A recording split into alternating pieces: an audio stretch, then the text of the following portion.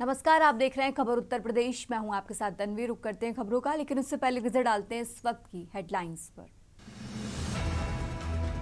नए साल पर योगी सरकार का तोहफा, महिला पुलिसकर्मियों को मिलेगी स्कूटी और मोबाइल। सरकार मिशन शक्ति केंद्रों को बनाएगी और सशक्त। उत्तराखंड के अंकिता हत्याकांड का मुद्दा गरमाया, सपा प्रमुख ने कहा भाजपा सरकार में सुरक्षित नहीं बेटियां। लखनऊ में 19 जनवरी से होगा देश भर के विधानसभा अध्यक्षों का 3 दिवसीय सम्मेलन। लोकसभा अध्यक्ष ओम बिरला करेंगे उद्घाटन।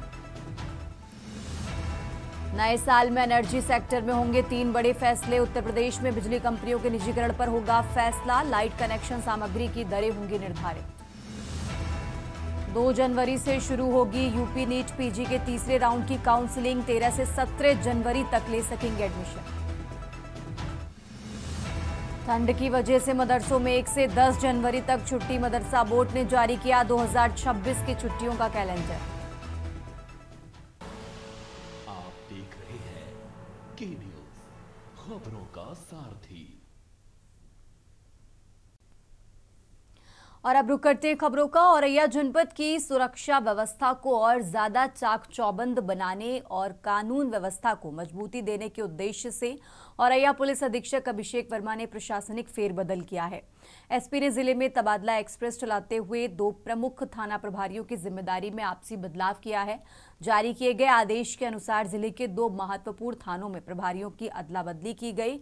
फफून थाना प्रभारी की जिम्मेदारी संभाल रहे जयप्रकाश पाल को अब अयाना थाना प्रभारी बनाया गया है। अयाना थाना प्रभारी रहे अजय कुमार को अब फफून थाने की कमान सौंपी गई है।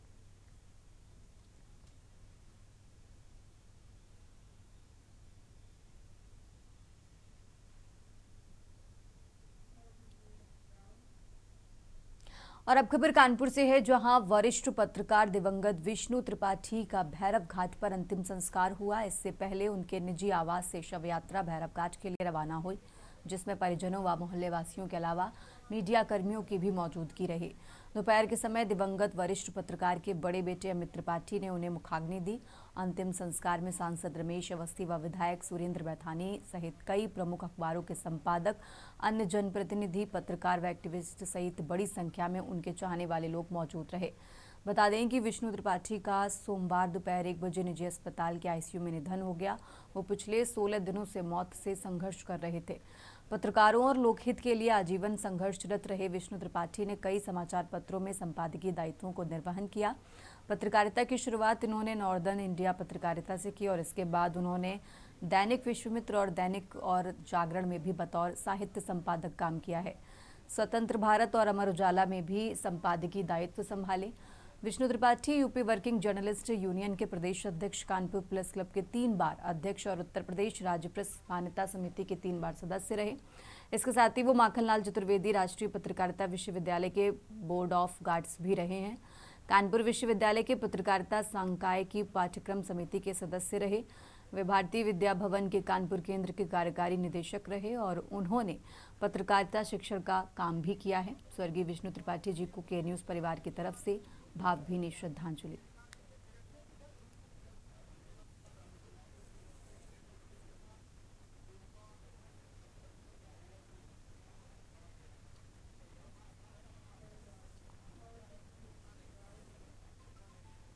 और अब खबर प्रयागराज से है, जहां सतुआ बाबा के शिविर में डीएम मनीष कुमार वर्मा के रोटी बनाने का वीडियो वायरल होने के बाद डिप्टी सीएम केशव प्रसाद मौर्य ने नसीहत दी है।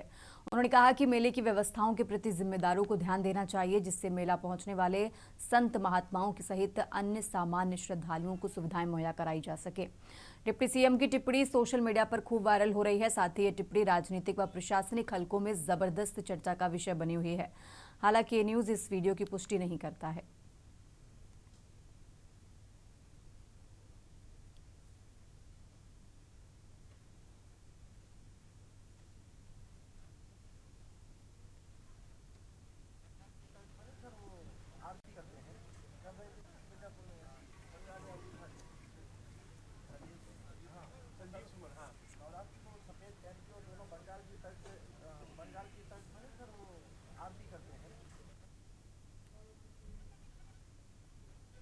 और अब खबर बलिया से है, जहां उत्तर प्रदेश सरकार के आयुष मंत्री दयाशंकर मिश्र दयालु ने दो अहम राष्ट्रीय मुद्दों पर अपनी प्रतिक्रिया दी है। उन्होंने उन्नाव रेप केस में सुप्रीम कोर्ट के हालिया फैसले का समर्थन किया। वहीं कांग्रेस सांसद मणिकम टैगोर द्वारा राष्ट्रीय स्वयंसेवक संघ की तुलना आतंकी संगठन अलकायदा से करने पर कांग्रेस को आड़े हाथों लिया है।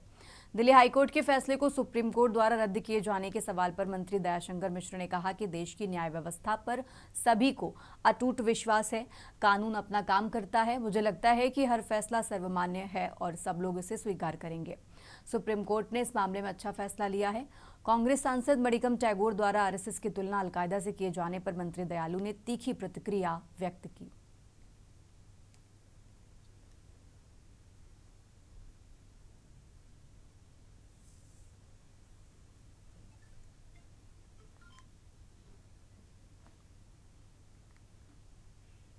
आपने देखा कि जितेंद्र तिवारी जी के प्रतिष्ठान का उद्घाटन था आज जबराबाद में। प्रधानमंत्री अटल बिहारी वाजपेयी जी, आज उनके ऊपर एक कार्यक्रम था, संगोष्ठी थी, उसी को करते हुए यहाँ आया हूँ और यहाँ के बाद फिर वापस लखनऊ जाना है। जनपद संभल की सदर कोतवाली क्षेत्र में स्थित शाही जामा मस्जिद के स्थित कब्रिस्तान की जमीन पर अवैध कब्जे की शिकायत श्री कल्की सेना के राष्ट्रीय संयोजक सुभाष त्यागी द्वारा जिलाधिकारी डॉक्टर राजेंद्र से की गई, जिसकी तहसीलदार धीरेन्द्र प्रताप सिंह के नेतृत्व में नायब तहसीलदार कानूनगो और 22 लेखपालों की टीम गठित की गई, जो कब्रिस्तान पहुंची और पैमाइश की, जिसमें 22 दुकान और मकान अवैध पाए गए हैं। इस विषय में जानकारी देते हुए जिलाधिकारी ने बताया कि संभल राजेंद्र पैंसिया ने मीडिया के सामने आकर बताया कि लगभग 22 लोगों ने इस पर अवैध तरीके से कब्जा कर रखा है।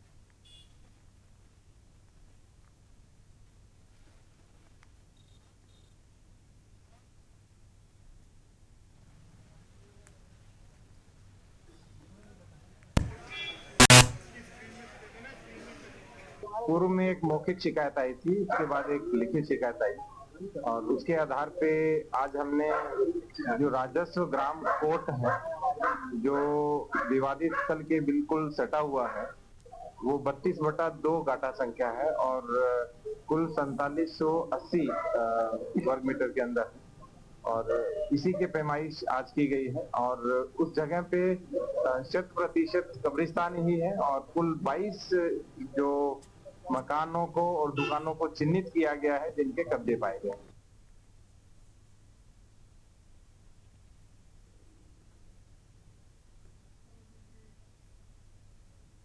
आगे बढ़ते खबरों में, गाजीपुर के गहमर कोतवाली थाना क्षेत्र में चर्चित तिहरे हत्याकांड की पूरी तरह पुष्टि हो गई है।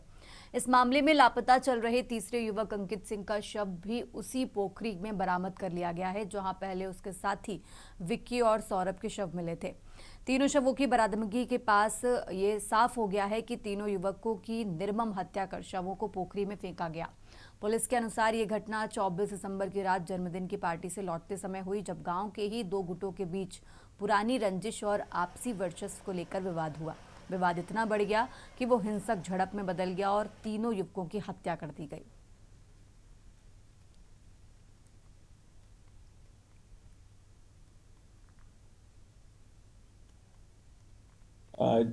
इसमें गहमर में जो घटना हुई थी, इसमें 3 लड़कों की नृशंस रूप से हत्या कर दी गई थी।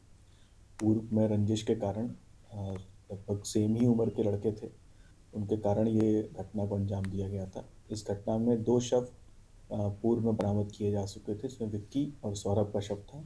एक शव अंकित, इसकी लगातार पिछले 5 दिन से हम लोग लगातार तलाश कर रहे थे। एसडीआरएफ की टीम पहले लगी थी, फिर एनडीआरएफ को बुलाया गया था। एनडीआरएफ भी लगातार प्रयास करती रही, लेकिन उसमें सफलता नहीं मिल पा रही थी। और फिर उसके बाद पंप लगा के उसको पानी निकालने का लगातार कल से ही प्रयास किया जा रहा था। तो जब पानी, क्योंकि तालाब बहुत बड़ा था, उसमें पानी निकलने में बहुत समय लगा और लगभग 14-15 घंटे से लगातार जब पंप चल रहा था, उसके बाद पानी जब कम हुआ तो अंकित का शव उसमें हमें तालाब में मिल गया है।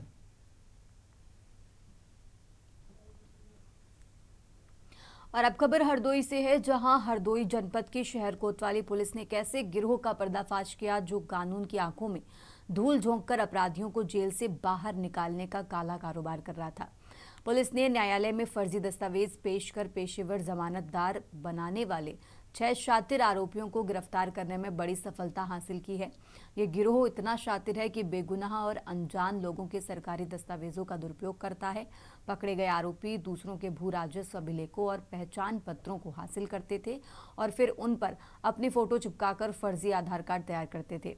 इन कूट रचित दस्तावेजों के सहारे ये लोग पेशेवर जमानतदार बनकर कोर्ट में खड़े हो जाते थे। शहर कोतवाली पुलिस ने घेराबंदी कर गिरोह के 6 सक्रिय सदस्यों को दबोच लिया।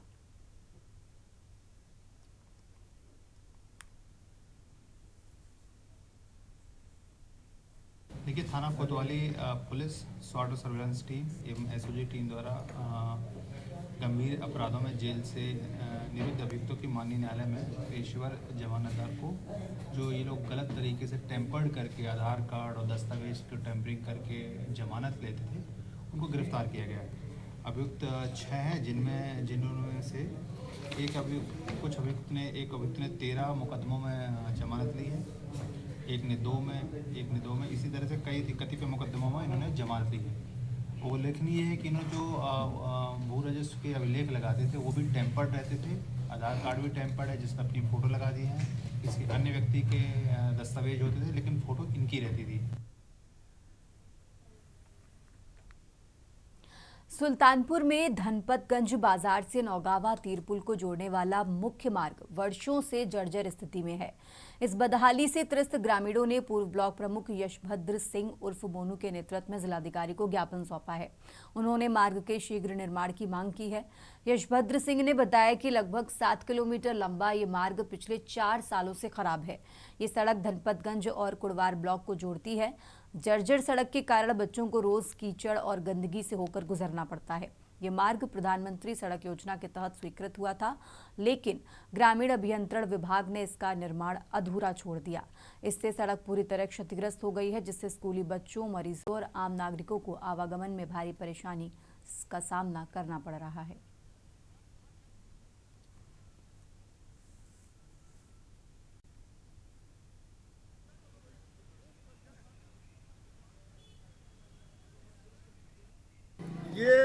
ये कौन कहा है चोरी हो गई? कौन कहा है? FIR है। देख, कौन कहा है चोरी हो गई है? भाई सोशल मीडिया सोशल मीडिया कहा? कौन? विभाग कह रहा है, ठेकेदार कह रहा है कि सरकार कह रही है कि सरकार के जनप्रतिनिधि कह रहे, कह कौन रहा है? नहीं, जो कह रहे हैं, नहीं, जो कह रहे चोरी हो गया है, सारा FIR तो खुद करवा रहे हैं अपने नाम से। इसकी FIR कहीं नहीं करवा दिए।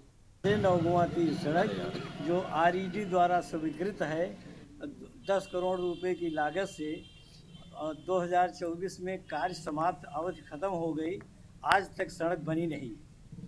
उसमें यही आश्वासन दिया जाता है कि अगले महीने बन जाएगी, अगले महीने बन जाएगी। इतनी धूल और गर्दा उड़ रही है कि तमाम आदमी, हजारों आदमी सब फेफड़े के मरीज हो गए। माइक के नीचे हम लोग जब नीचे आते हैं तो वहाँ पर लगभग 50 आदमी के गांठ, पैर, सर फट गया।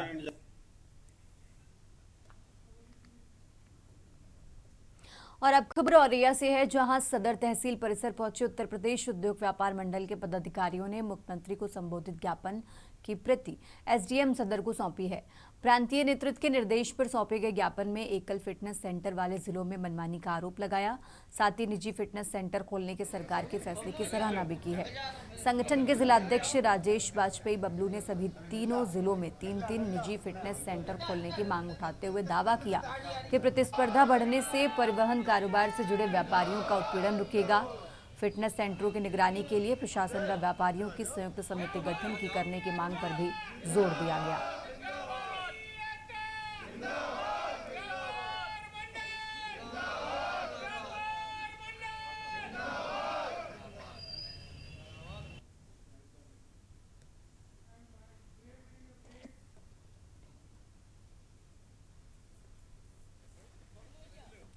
फिलहाल यहाँ रुकते हैं एक छोटे से ब्रेक के लिए, फौरन हाजिर होते हैं।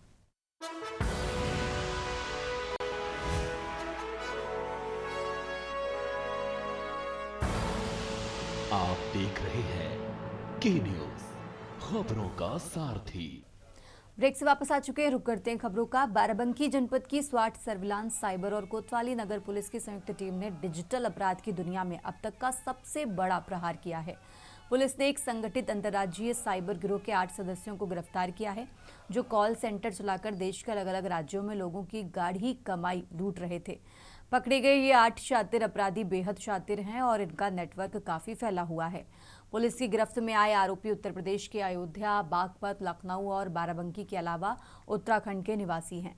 पुलिस की शुरुआती पूछताछ में भी इस गिरोह द्वारा अंतर्राज्यीय स्तर पर की गई 25 बड़ी ठगी की वारदातों का खुलासा हो चुका है।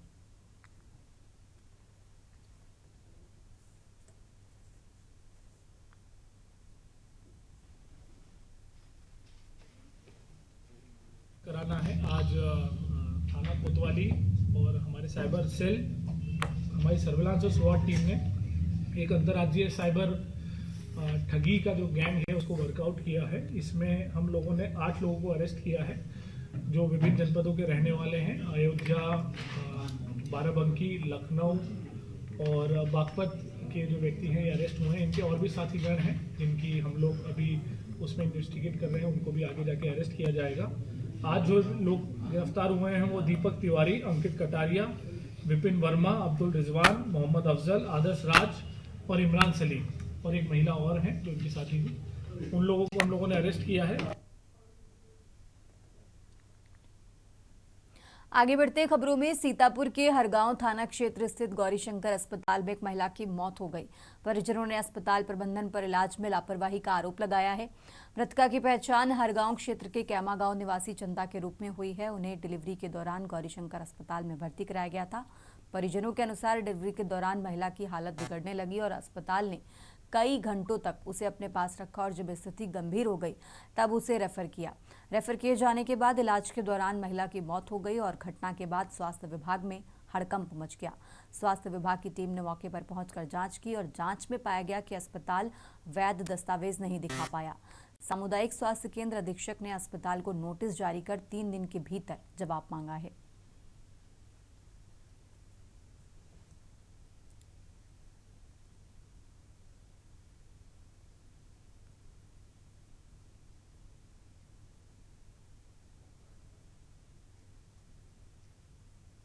कि हमें जिले से आज सुबह सूचना आई है, कुछ पेपर में निकला होगा, किसी महिला की यहाँ पर डेथ हुई है हॉस्पिटल में जी। संभवतः यहाँ पे शनिवार को शाम में ऑपरेट किया गया है, लेकिन आज मौके पे ना कोई रिकॉर्ड उनके द्वारा दिखाया गया है, ना कोई रजिस्टर दिखाया गया। रजिस्ट्रेशन है, उसकी जो जाँच कराई जाएगी जिले स्तर से, सही है या गलत है।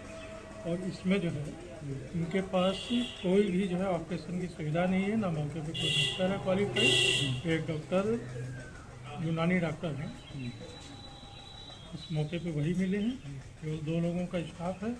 फार्मेसी भी इनकी इनलीगल है, कोई रजिस्ट्रेशन नहीं है। एलोपैथिक आयुर्वेदिक दोनों दवाएँ जिस एलोपैथिक और आयुर्वेदिक दोनों प्रकार की दवाएँ रखी हैं, रजिस्ट्रेशन वैलिड नहीं है उनका। तो इसके नियम से इसकी जाँच कराई जाएगी और विधिवत कार्रवाई की। झांसी मेडिकल कॉलेज की इमरजेंसी और ट्रॉमा सेंटर नई वाली बिल्डिंग में शिफ्ट होने वाला है। इसके लिए कागजी कार्यवाही पूरी हो चुकी है। बिल्डिंग हैंडओवर होना है, उसके बाद यहां पर आने वाले सभी मरीज नई वाली बिल्डिंग में पहुंच जाएंगे। उसकी तैयारी पूरी कर ली गई है। आगे बढ़ते खबरों में, झांसी मेडिकल कॉलेज की 500 बेड वाली नई बिल्डिंग जल्द ही शुरू होने वाली है। पुरानी इमरजेंसी और ट्रॉमा सेंटर नई वाली बिल्डिंग में शिफ्ट हो जाएगा। अभी 30 बेड की इमरजेंसी है, जो कि 100 बेड तक विस्तारित हो जाएगी। Doctor Sachin CMC medical college ने बताया कि प्रक्रिया पूरी हो चुकी है। बिल्डिंग हैंडओवर होते ही हफ्ते भर में काम शुरू हो जाएगा।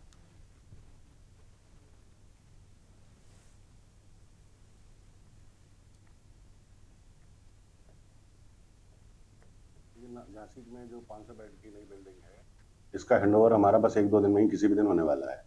हैंडओवर होते ही इसमें हम पहले चरण में भूतल पर ट्रॉमा सेंटर और प्रथम तल पर इमरजेंसी सेवा शुरू करेंगे। सर, अभी जो इमरजेंसी है क्या वो चेंज हो जाएगी, क्या होने वाला, कितने बेड का रहेगा? अभी जो हमारे फिलहाल जो हमारे पास इमरजेंसी वो 30 बेड की संचालित है, लेकिन इसमें हम लोग 100 बेड की इमरजेंसी और 100 बेड का ट्रॉमा सेंटर संचालित करेंगे। तो कोई डेट आपने सुन रखी है, आप लोग कब से करेंगे? नहीं, देखिए डेट नहीं की जा सकती है, उसकी प्रक्रिया चल रही है, लेकिन हाँ ये है कि हफ्ते 10 दिन में काम शुरू हो जाएगा। झांसी मेडिकल कॉलेज की इमरजेंसी और ट्रॉमा सेंटर नई वाली बिल्डिंग में शिफ्ट होने वाला है। इसके लिए कागजी कार्यवाही पूरी हो चुकी है, बिल्डिंग हैंडओवर होना है। उसके बाद यहां पर आने वाले सभी मरीज नई वाली बिल्डिंग में पहुंच जाएंगे। उसकी तैयारी पूरी कर ली गई है। और अब खबर बुलंदशहर से है, जहां अहमदगढ़ स्थित एक फार्म हाउस में स्थानीय व्यापार मंडल के बैनर तले व्यापारी मिलन समारोह अटल स्मृति सम्मेलन के रूप में आयोजित हुआ। कार्यक्रम में बतौर अतिथि शामिल संभल के पूर्व सांसद MLC सतपाल सैनी और पूर्व मंत्री विधायक अनिल शर्मा पहुंचे, जिनका व्यापार मंडल व भाजपा नेताओं कार्यकर्ताओं ने स्वागत करते हुए स्मृति चिन्ह देकर सम्मानित किया। दोनों अतिथि वक्ताओं ने पूर्व PM अटल बिहारी वाजपेयी के कर्तृत्व व व्यक्तित्व की जानकारी देते हुए उन्हें महान नेता बताया।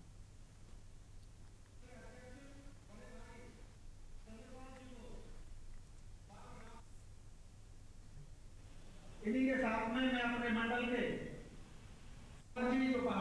अटल बिहारी वाजपेयी जी देश के लिए भी और भारतीय जनता पार्टी के लिए भी, प्रत्येक नागरिक के लिए ऐसे शिखर पुरुष हैं जिन्होंने देश के लिए बहुत कुछ किया,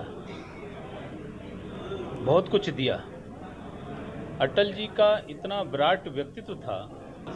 ये भारतीय जनता पार्टी की ओर से ये कार्यक्रम पूरे प्रदेश व्यापी बल्कि देशव्यापी इसको मनाया जा रहा है। और इस कार्यक्रम में हमारे आज के मुख्य अतिथि आदरणीय सतपाल सैनी साहब MP रहे हैं, MLC हैं, वो पधारे हैं। और इसका उद्देश्य यही है कि अटल जी ने इस देश के लिए जो किया, उन्होंने इस देश की संप्रभुता के लिए, यहाँ के अंतिम पायदान पर बैठे व्यक्ति के लिए जो किया। देखिए, कार्यक्रम तो मुख्य रूप से पार्टी का था और जैसा कि अटल बिहारी वाजपेयी जी के जन्म शताब्दी और अटल स्मृति सम्मेलन के उपलक्ष्य में ये कार्यक्रम का आयोजन किया गया। तो चूंकि मुझे आदेश हुआ था हमारे आदरणीय मंत्री जी श्री अनिल शर्मा जी का कि आपके फार्म हाउस पे 31 तारीख में हम प्रोग्राम रखना चाहते हैं। उत्तर प्रदेश की खबरों में फिलहाल इतना ही। आप देखते रहिए के न्यूज़ इंडिया। गोल्डी मसाले लाए हैं फ्रेश लॉक टेक्नोलॉजी, जो रखे मसालों को हर समय फ्रेश। गोल्डी मसाले।